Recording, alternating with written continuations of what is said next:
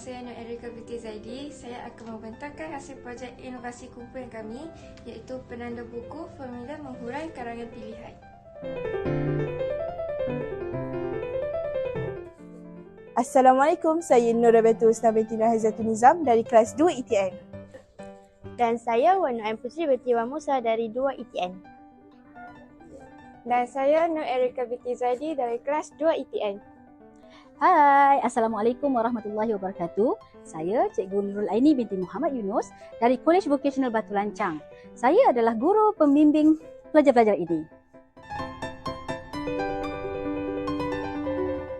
Pembelajaran karangan adalah wajib bagi semua pelajar tahun 1 dan 2 SVM KBBL kerana pembelajaran ini turut termaktub di dalam silibus mata pelajaran Bahasa Melayu CJ Vocational Malaysia.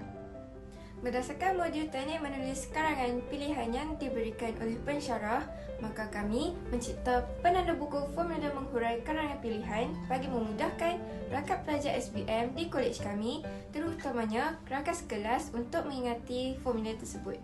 Secara asasnya, kami menyediakan dua kaedah bagi memudahkan rakan pelajar menggunakan penanda buku ini, iaitu dengan kaedah digital dan juga kaedah cetakan.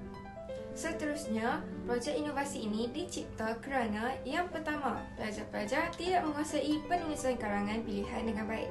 Yang kedua, pelajar-pelajar suka mengingat formula mengurai karangan.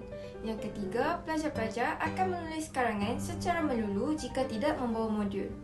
Antara objektif inovasi ini dicipta ialah yang pertama, pelajar-pelajar boleh menguasai penulisan karangan pilihan dengan baik dan belajar sendiri melalui penanda buku formula yang dibekalkan secara digital.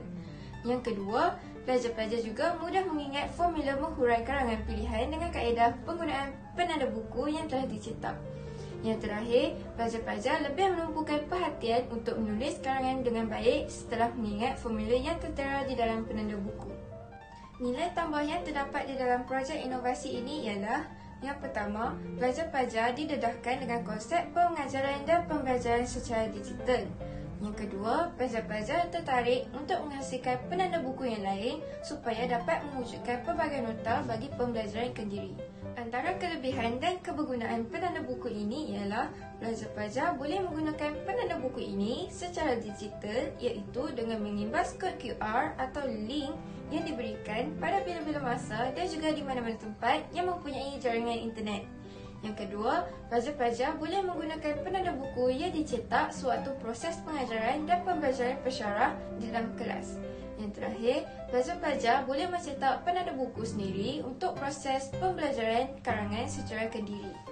Kesan terhadap pembelajaran selepas menggunakan penanda buku ini ialah pelajar-pelajar mudah mengingat formula mengurai karangan pilihan dengan kaedah penanda buku ini. Sekaligus, penulisan karangan lebih bermakna. Seterusnya, pelajar-pelajar akan tertarik dan mudah menghafal formula ini berdasarkan warna dan grafik yang terdapat dalam penanda buku ini. Yang terakhir, pelajar-pelajar boleh mengimbas kod QR atau link yang diberikan sewaktu sedang membuat pembelajaran karangan secara kendiri. Seterusnya, saya akan membentangkan bagaimana projek inovasi penanda buku formula menghurai karangan pilihan dihasilkan. Langkah pertama, layari aplikasi Canva. Yang kedua, pilih latar belakang penanda buku yang menarik. Langkah seterusnya, masukkan nota yang berkaitan dengan formula serta bahan grafik yang bersesuaian. Susun formula mengikut akronim yang ditentukan dan masukkan bahan grafik yang menarik. Seterusnya, simpan di dalam Google Sites untuk pembelajaran secara digital dan cetak penanda buku serta laminate untuk diedarkan kepada rakan sekelas. Akhir sekali, kod QR juga boleh dihasilkan daripada simpanan penanda buku di dalam Google Sites melalui link yang terhasil dan boleh diimbas oleh sesiapa sahaja untuk pembelajaran kendiri.